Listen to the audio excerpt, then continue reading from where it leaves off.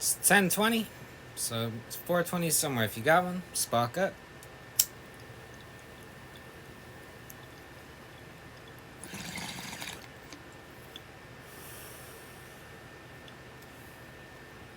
All right. Time to get started on part 7. When will Jesus bring the pork chops? We're 2 hours in. And got 5.5 hours to go. Let's get started. When people mention term limits to me, I usually tell them the only politicians' terms I would like to limit are the ones they use when speaking. They have an annoying language of their own. And I understand it's necessary for them to speak this way, because I know how important it is that as they speak, they not inadvertently say something. And according to the politicians themselves, they don't say things. They indicate them. As I indicated yesterday. If this is your first video of mine, you are not aware. But if it's not your first, I wasn't really a big supporter of Trump or any politician for that matter. But one thing about Trump I could appreciate was his inability to shut the fuck up.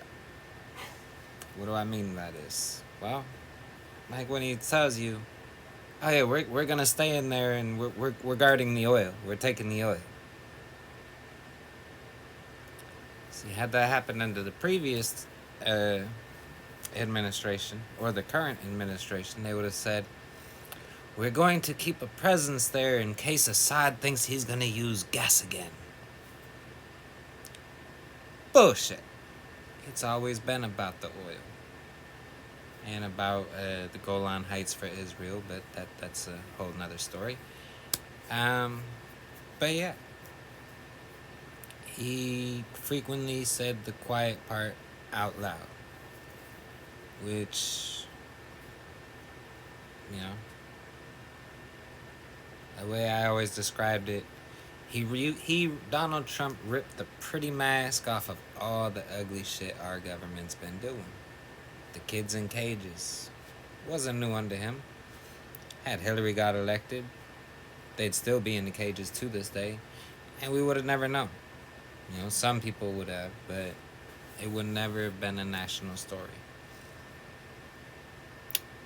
People don't appreciate that much, though. You know? So let's get back to it. And as I indicated, to inadvertently say something. And according to the politicians themselves, they don't say things. They indicate them. As I indicated yesterday, and as I indicated to the president. And when they're not indicating, they're suggesting. The president has suggested to me that as I indicated yesterday, sometimes instead of indicating or suggesting, they're outlining or pointing things out. The president outlined his plan to me, and in doing so, he pointed out that he has not yet determined his position. Politicians don't decide things, they determine them. Or they make judgments. That's more serious. When they... I believe, I don't know which came first, this book, but I'm pretty sure this came from his correspondence dinner. Hearings conclude, I will make a judgment. Or I may simply give you my assessment. I don't know. I haven't determined that yet. But when I do, I will advise the president. They don't tell, they advise. They don't answer, they respond. They don't read, they review. They don't form opinions, they determine positions. And they don't give advice, they make recommendations. I advise the president that I will not make a judgment until he has given me his assessment. Thus far, he hasn't responded. Once he responds to my initiative, I will review his response, determine my position, and make my recommendations. And so it is at long last that after each has responded to the other's initiatives, and after they have reviewed their responses, made their judgments, determined their positions, and offered their recommendations, they begin to approach the terrifying possibility that now they may actually be required to do something. Of course, that would be far too simple, so rather than doing something, they address the problem. We're addressing the problem, and we will soon proceed to take action. Those are big activities in Washington. Proceeding and taking action. But you may have noticed that as they proceed, they don't always take action. Sometimes they simply move forward. Moving forward is another one of their big activities. We're moving forward with respect to Social Security. With respect to is lawyer talk. Makes things sound more important, complicated. So they're not moving forward on Social Security. They're moving forward with respect to Social Security. But at least they're moving forward. To help visualize this forward motion, you may wish to picture the blistering pace of the land tortoise. Now, sometimes when they themselves are not moving forward, they're moving something else forward, namely the process. We're moving the process forward so we can implement the provisions of the initiative. Implement means put into effect, and an initiative is similar to a proposal. It's not quite a measure yet, but there's a possibility it may become a resolution. Now, one might ask, why do we need all these initiatives, proposals, measures, and resolutions? Well, folks, it should be obvious by now, we need them in order to meet today's challenges. As I'm sure you've noticed, our country no longer has problems. Instead, we face challenges. We're always facing challenges. That's why we need people who can make the tough decisions. Tough decisions. Be right back. Husky's being a spaz. I gotta see why.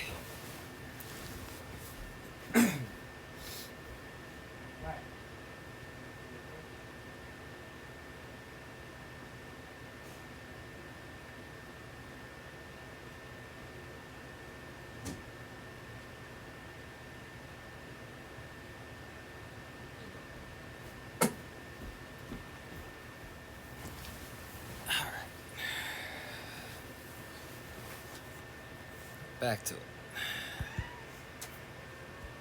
Noticed our country no longer has problems. Instead, we face challenges. We're always facing challenges. That's why we need people who can make the tough decisions. Tough decisions like, how much money can I raise in exchange for my integrity so I can be re-elected and continue to work in government? Of course, no self-respecting politician would ever admit to working in government. They prefer to think of themselves as serving the nation. This is one of the more grotesque distortions to come out of Washington. They say, I'm serving the nation, and they characterize their work as public service. To help visualize this service they provide, you may wish to picture the activities that take place on a stud farm. Continuing this little review of the language of the elected, it seems that linguistically, politicians hit their truest stride when they find themselves in trouble. At times like these, the explanations typically begin with a single word: miscommunication. How do you answer these felony charges, Senator? The whole thing was a miscommunication. But what about the tapes? They took them out of context. They twisted my words. Nice touch. A person who routinely spends his time bending and torturing the English language, telling us that someone has twisted his words. But as the problem gets worse and his troubles increase, he's forced to take his explanation in a new direction. He now tells us that the whole thing has been blown out of proportion. And by the way, have you ever noticed with these blown out of proportion people that it's always the whole thing? Apparently no one has ever claimed that only a small part of something has been blown out of proportion.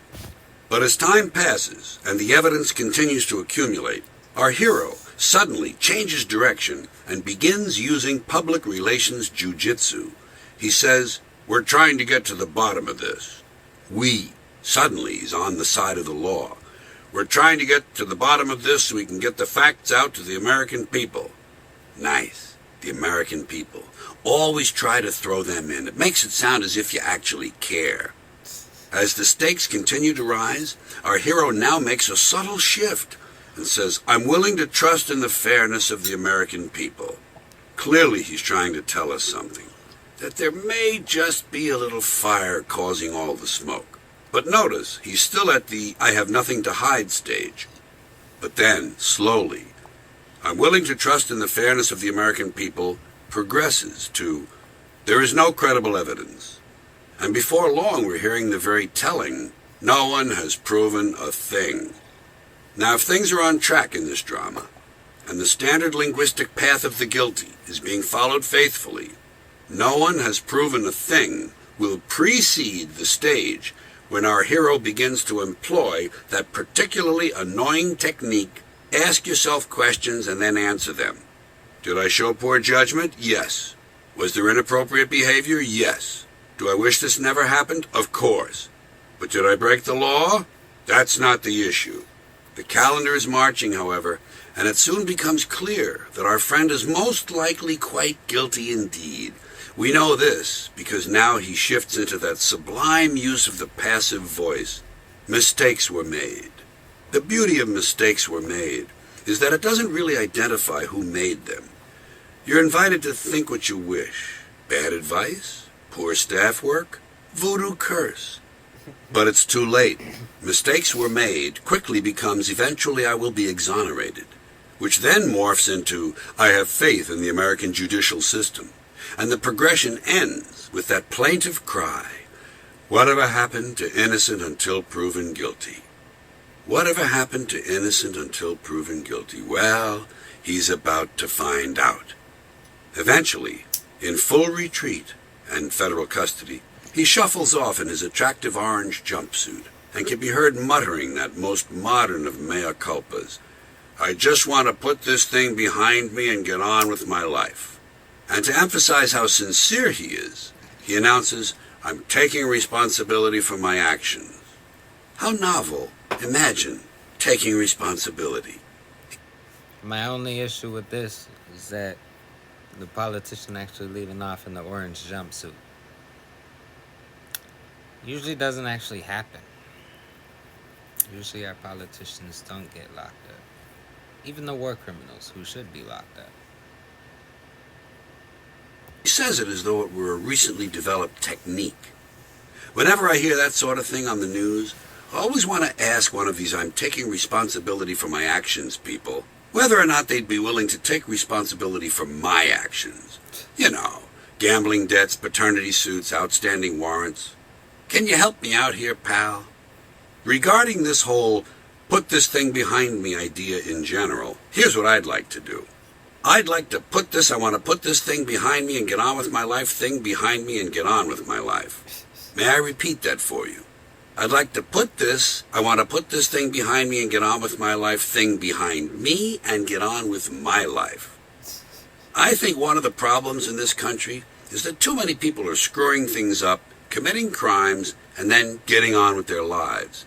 What is really needed for public officials who shame themselves is ritual suicide, harakiri, like those Japanese business executives who mismanage corporations into bankruptcy. Never mind the lawyers and the public relations and the press conferences. Get that big knife out of the kitchen drawer and do the right thing.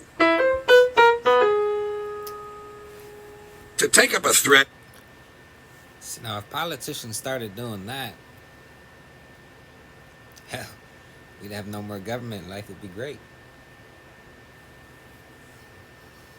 From an earlier section of this Politico-Lingo trilogy, we noted at the time the fact that most politicians operate under the delusion that what they're doing is serving the nation.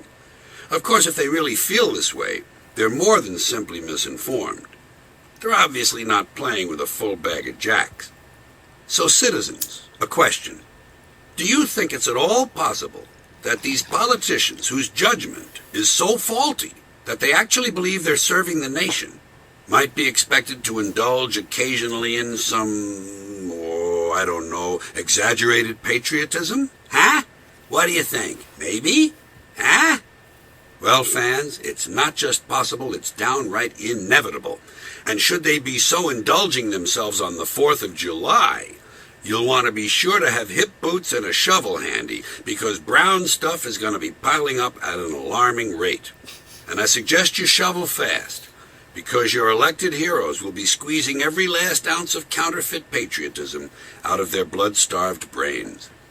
And so, as you see them rushing madly across the landscape, pushing all the buttons marked red, white, and blue, be on the alert for phrases such as Old Glory, Main Street, the Stars and Stripes, the Heartland, all across this great land of ours, from Maine to California, and of course, on American soil.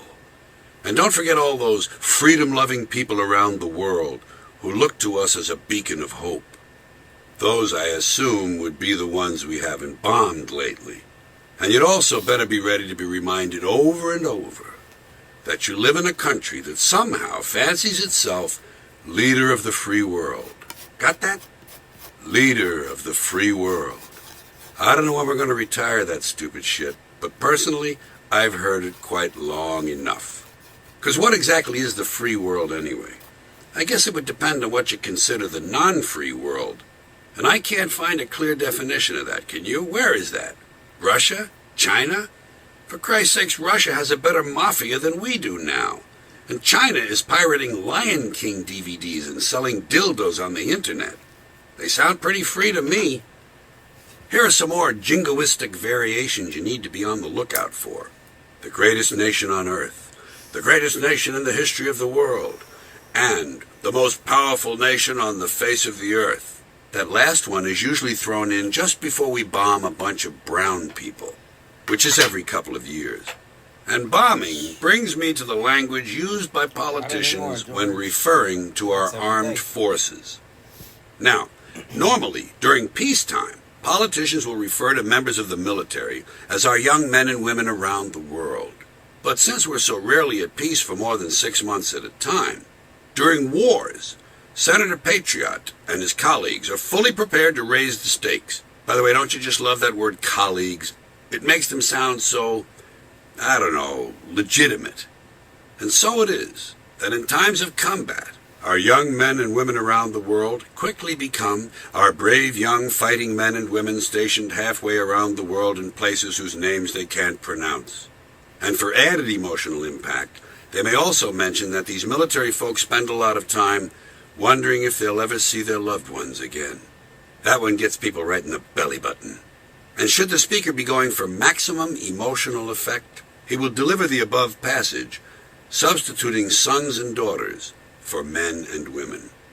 And isn't that reference, places whose names they can't pronounce, a lovely little piece of subtle racism?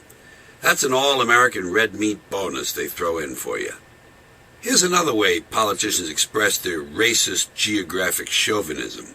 Young men and women stationed in places the average American can't find on a map. I've always thought it was amusing and a bit out of character for a politician to go out of his way to point out the limited amount of intelligence possessed by the American people, especially since his job security depends on that very same limitation. It would also appear to contradict that other well-traveled and inaccurate standby. The American people are a lot smarter than they're given credit for. Amazingly, politicians have mastered the art of uttering those words with a perfectly straight face, even though the proposition is stated precisely backward. Judging from the results of focus groups, polls, and election returns that I've seen, and watching the advertising directed at Americans, I'd say the American people are a lot dumber than they're given credit for. As one example, just look at the individuals they keep sending to their state houses and to Washington to represent them. Look also at what they've done to their once beautiful country and its once beautiful landscape. Wrapping up this modest review of patriotic political language, I think it's safe to conclude that the degree of a politician's insincerity can best be measured by how far around the world our soldiers are and whether or not any of them is able to pronounce the name of the place, and whether or not their neighbors back home can find it on a map.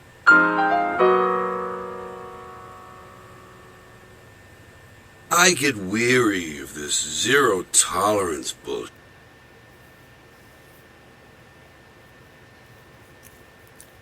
So when it comes to U.S. and U.S. foreign policy, my official stance is cut the military budget way, way, way down. You know, still have a small military, defense systems within the borders, stuff like that. And make the Second Amendment mandatory. Well, nobody invade us if everybody here is armed. And we'd have, like stuff to make sure that they can't come in, like anti-air stuff to make sure they can't fly and drop bombs, make them have to do a ground invasion. No one will do it. When asked, who was it, the Japanese leader back in World War II, he'd be a rifle behind every blade of grass. Like, that's what the Second Amendment's partially for. We shouldn't have this big of a military. Um, and we could save a lot of money because right now we spend more than, what is it, the next 10 or 13 countries combined. That's a lot. We have a lot of broken shit here, including a lot of broken veterans. You see them all over, living on the streets, if they haven't killed themselves yet, which they do at 22 a day. This isn't because they had a great time fighting for freedom. No, a lot of them are fucked up in the head because they realized when they got out there, they weren't fighting for freedom. Or they realized when they got back, you know, they were fighting for corporate interests. And other interests too. I believe I've mentioned this before, but you know, everywhere our military goes, whatever drug from that region is, you know, grown in that region, becomes an epidemic here. Example: Southeast Asia in the 50s and the 60s, and the early 70s. What do we have here? We had a heroin problem. Then we moved on to Central and South America, late 70s, 80s, 90s. What did we have? Cocaine and a crack epidemic. Afghanistan, we went there 2001. Their opium production went up 97%. And what do we have that we're still in today? Because we're still in that region. Another heroin epidemic, opiate epidemic. Do you think that's a coincidence? You know, when you look at the back of whatever you have, shirt, whatever, and you look and see where it was made, there's a good chance we at some point invaded that country, or we used the IMF bank to put them in debts so bad that, you know, they owed us something and we were able to build factories there. This is also where, you know, the good jobs everyone's talking about, when people say they want to go back to the 50s when one person could work and support a family, own a home, all that. Those jobs went to the fucking countries that we blew up, or that we just bankrupted with through the IMF bank. That's where your jobs went.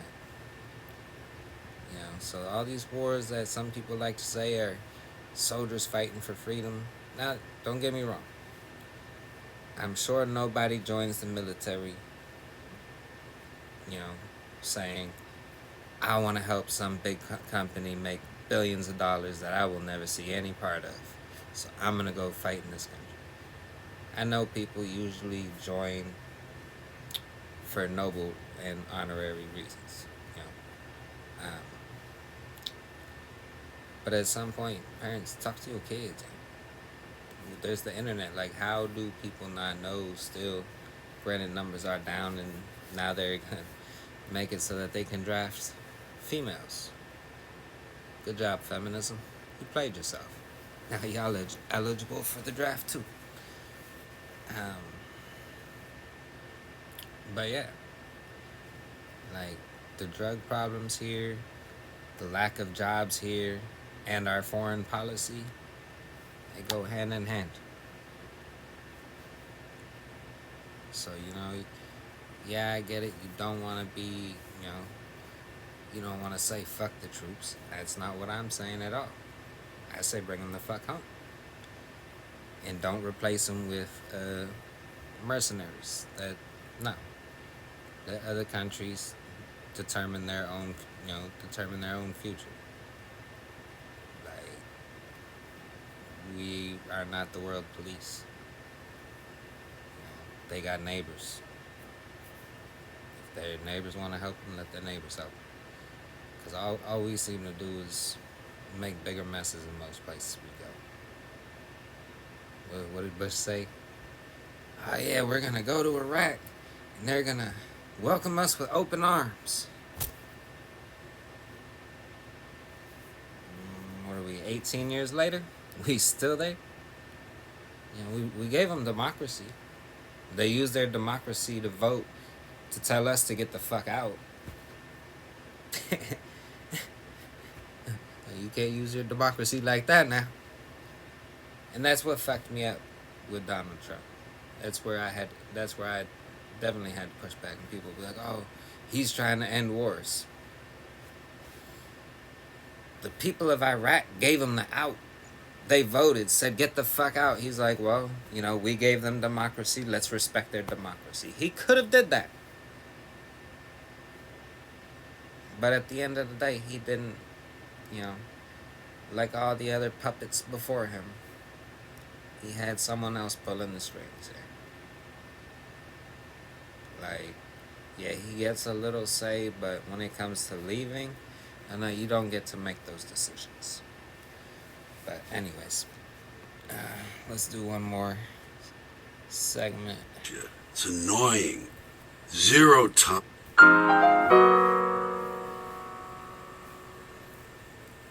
I get weary of this zero tolerance bullshit. It's annoying. Zero tolerance. To begin with, it's a fascist concept. It's what Hitler and Stalin practiced. It allows for no exceptions or compassion of any kind. All is black and white, no gradations. But even more important, it doesn't solve anything. The use of such a slogan simply allows whichever company, school, or municipality is using it to claim they're doing something about a problem, when in fact, nothing is being done at all, and the problem is being ignored. It's a cosmetic non-solution designed to impress simpletons. Whenever you hear the phrase zero tolerance, remember, someone is bullshitting you. Dempsey's Department Store. Drop in today. Shoppers, for a limited time only. Dempsey's Department Store is offering a complete line of cheap crap at extremely high prices. Come in today and be treated rudely by our poorly trained clerks. Remember, at Dempsey's, we're not just talking about the high cost of living. We're doing something about it. We're raising our prices.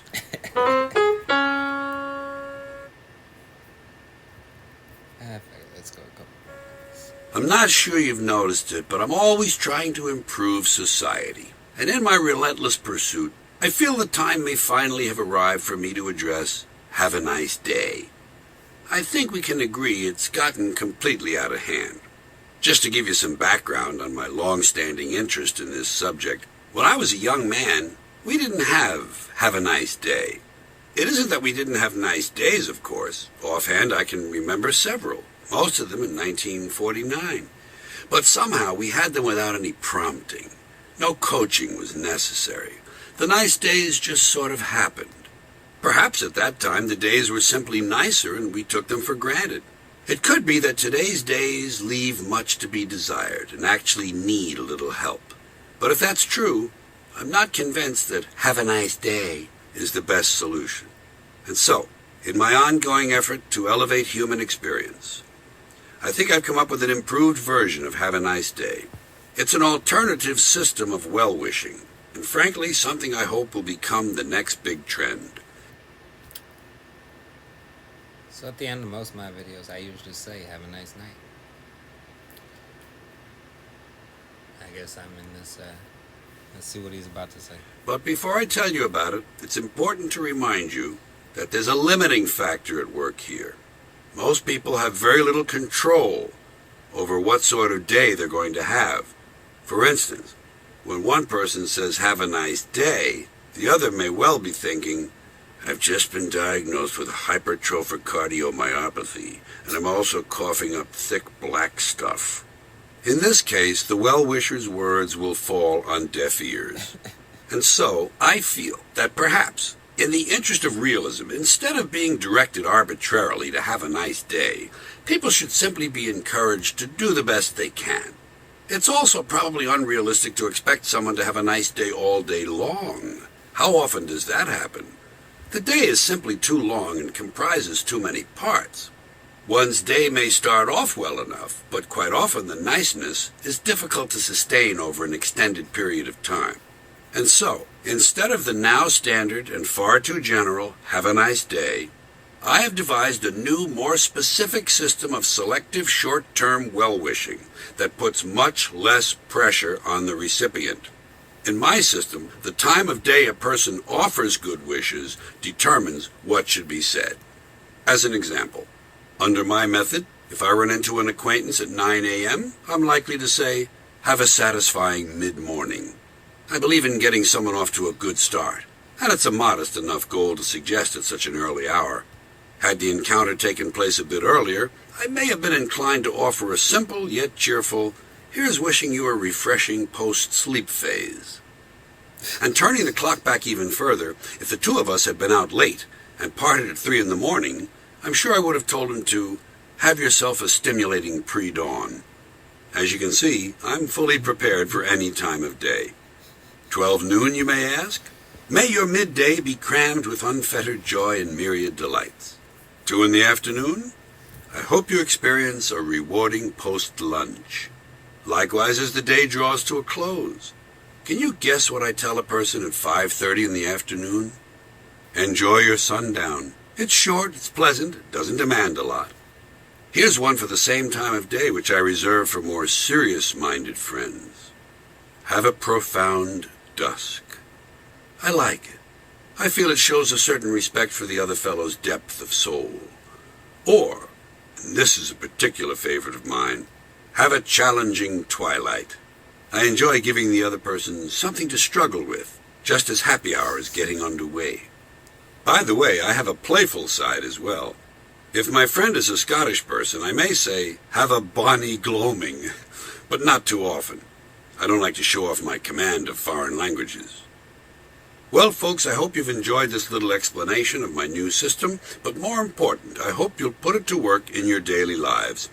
And so now, dear listener, as we prepare to take our leave, you may be tempted to think I'll be hard-pressed to offer a parting wish that hasn't already been suggested. Don't underestimate me. You see, I'm not limited to the short form.